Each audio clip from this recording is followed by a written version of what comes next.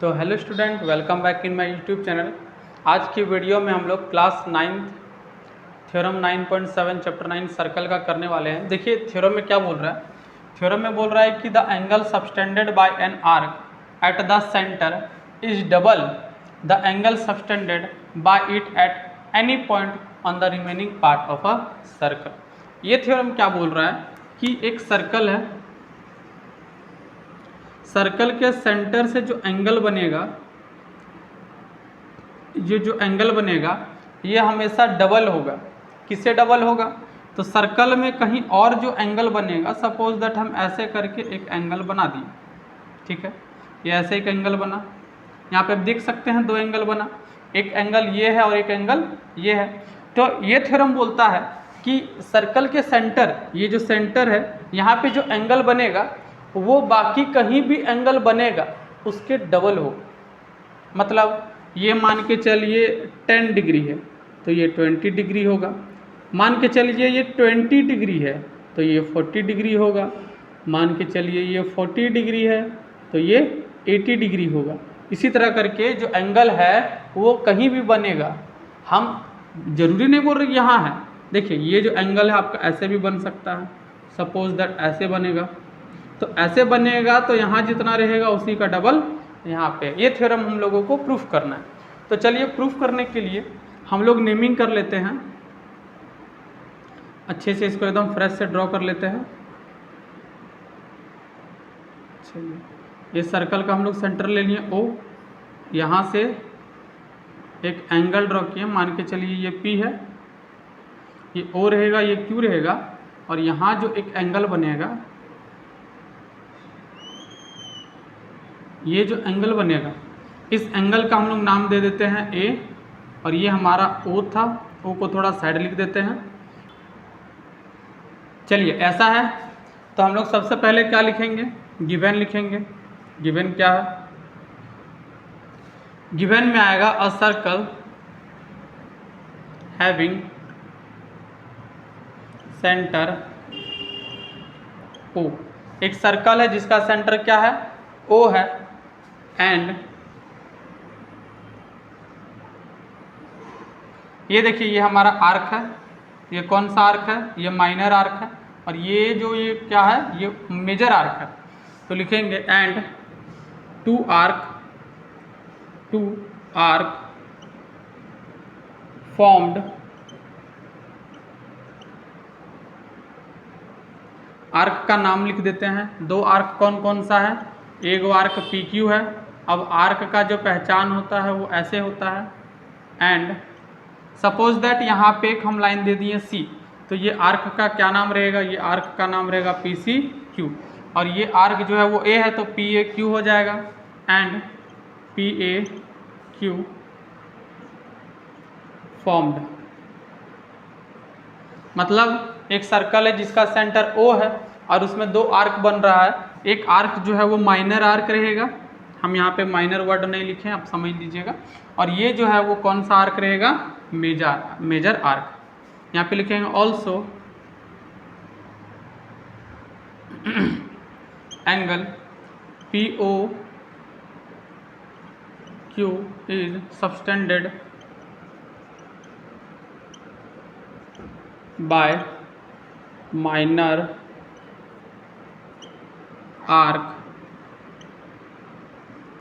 PCQ and angle PAQ is subtended by major arc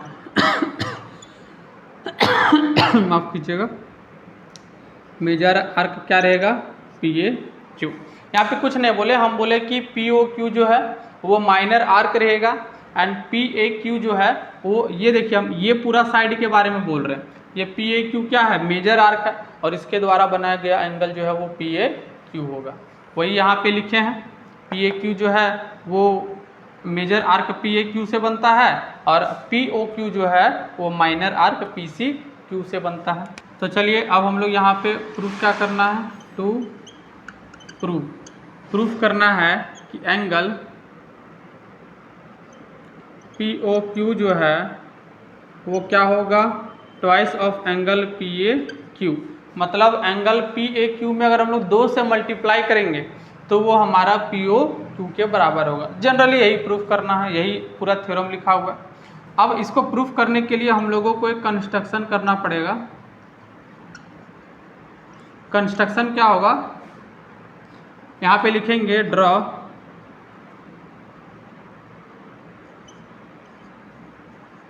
a line from A and it passes through point O। हम लोग क्या किए, एक line को draw किए, कहाँ से, ए से, और ये कहाँ से पास कर रहा है, ओ से पास कर रहा है। तो नेम्ड, इसका नाम दे देते हैं, इसका क्या नाम दे देंगे, ए बी। ये लाइन कौन सा है, ए बी है। अब आप देख सकते हैं ये जो फिगर था वो 2 इक्वल भाग में बट गया जब एकदम सेंटर से एक लाइन ड्रॉ किए, ए से, ओ से होके गुजरा है और बी तक यहाँ पे गया। तो अब यहाँ पे हम लोग प्रूफ में जाते हैं। ये प्रूफ थोड़ा लंबी होगा तो आप लोगों को समझने में आसानी होगा। अगर हम शॉर्टकट में बता देंगे तो आप लोगों को कुछ समझ में नहीं आएगा। ऑल्दो ये हमारा एग्जाम में आने वाला सबसे इम्पोर्टेंट थ्योरम है। भले ही थ्योरम नहीं आता है लेकिन इस पे बेस्ड बहुत सारे क्वेश्चन आते हैं जिसमें ये थ्योरम यूज होता है। हम लोग आगे क्वेश्चन बनाएंगे तो समझ में आएगा। तो चलिए यहाँ पे प्रूफ में जाएंगे। यहाँ पे सबसे पहले लिखेंगे हेयर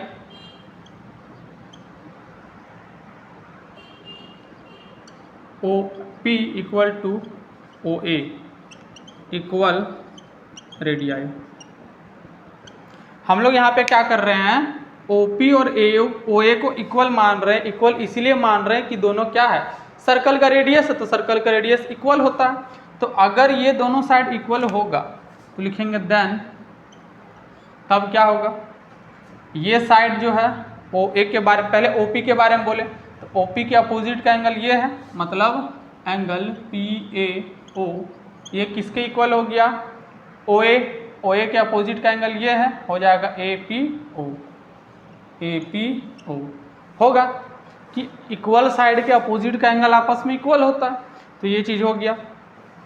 इसको इक्वेशन हम लोग क्या मानते हैं, 1 मानते हैं। अब ऊपर का हमको मिटाना पड़ेगा। अब उसी तरह हम लोग देख सकते हैं OQ भी किसके बराबर होगा, OA के बारे। यहाँ पे लिखेंगे सिमिलरली OQ जो है वो OA के इक्वल होगा।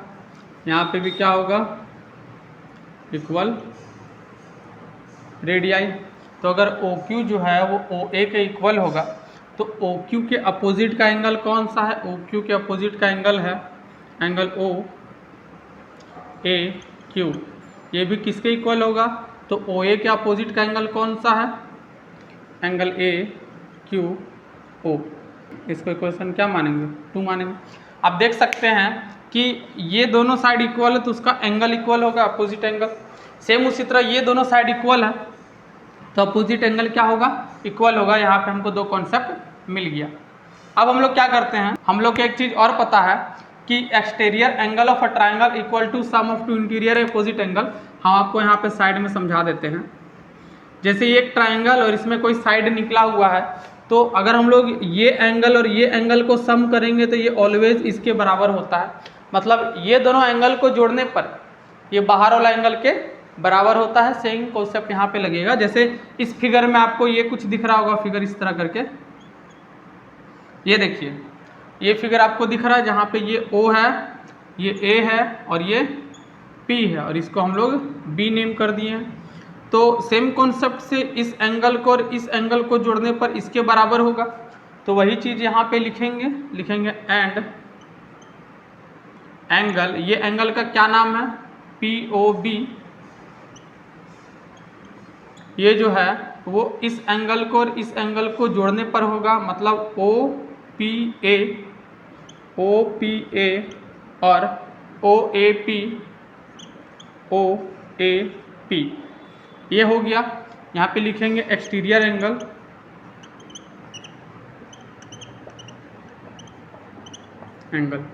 सेम इसी तरह सेम लिखेंगे सिमिलरली। अगर इस कॉन्सेप्ट पे आएंगे तो ये जो एंगल है बी ओ क्यू या फिर क्यू ओ बी, ये भी किसके किसके बराबर होगा, तो ये एंगल और ये एंगल के बराबर होगा। मतलब अगर हम बात करेंगे ओ क्यू ए और क्यू ए ओ, ये भी सेम होगा एक्सटीरियर एंगल।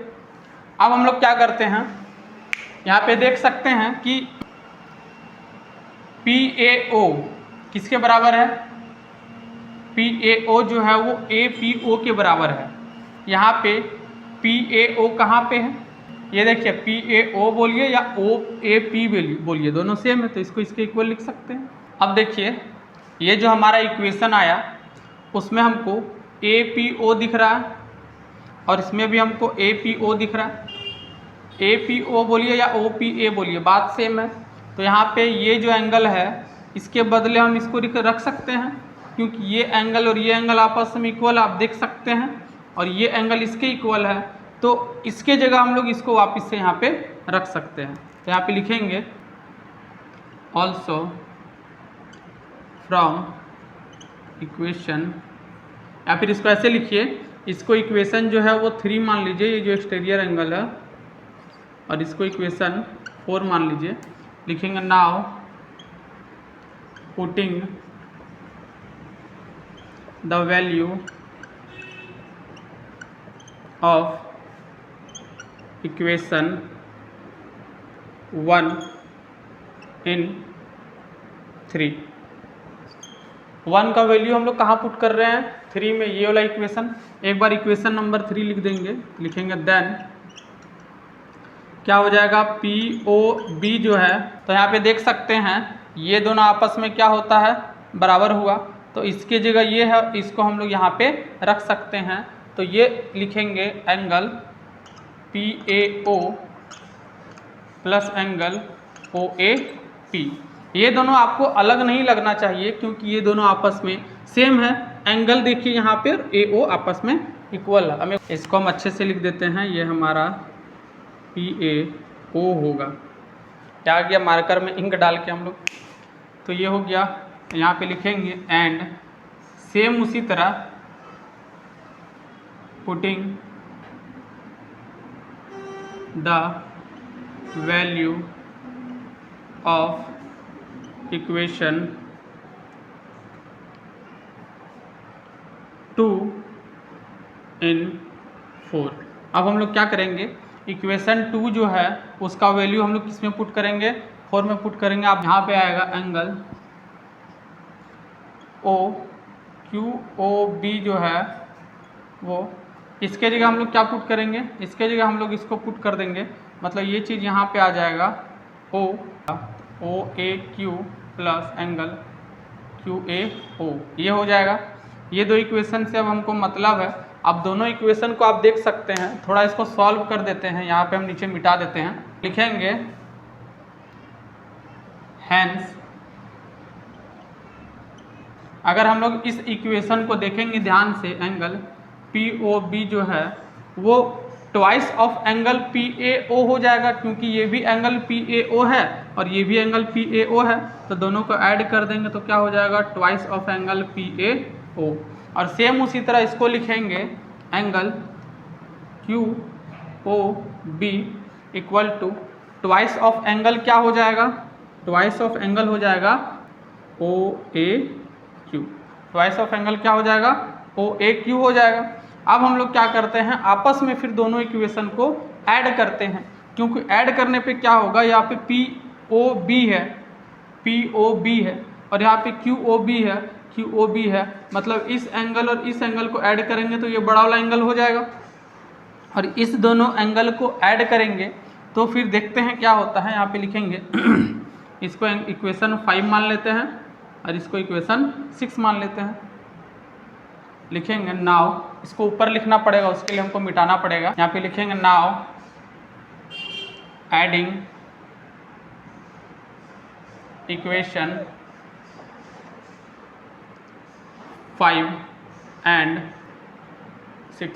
इक्वेशन 5 और 6 को ऐड करने पे क्या होगा, यहाँ पे हो जाएगा POB और इसको ऐड करेंगे तो यह हो जाएगा QOB और ये दोनों इसके बराबर हो जाएगा, मतलब twice of angle PAO twice of angle OAQ।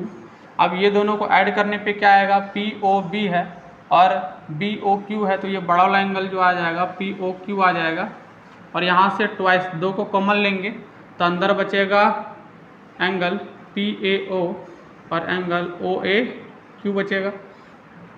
यहाँ पे लिखेंगे POQ, ये ट्वाइस ऑफ एंगल। अब यहाँ पे देखिए PAO ये वाला एंगल के बारे में बोल रहे हैं और OAQ ये वाला एंगल के बारे में बात कर रहे थे, ये वाला एंगल आ जाएगा, क्या आ जाएगा, एंगल PAQ। यही हम लोग को क्या करना था, प्रूव्ड करना था। तो अगर आपको इस थ्योरम से रिलेटेड कोई भी डाउट होगा आप मुझे कमेंट बॉक्स में कमेंट करके पूछ सकते हैं। तो मिलते हैं नेक्स्ट वीडियो में।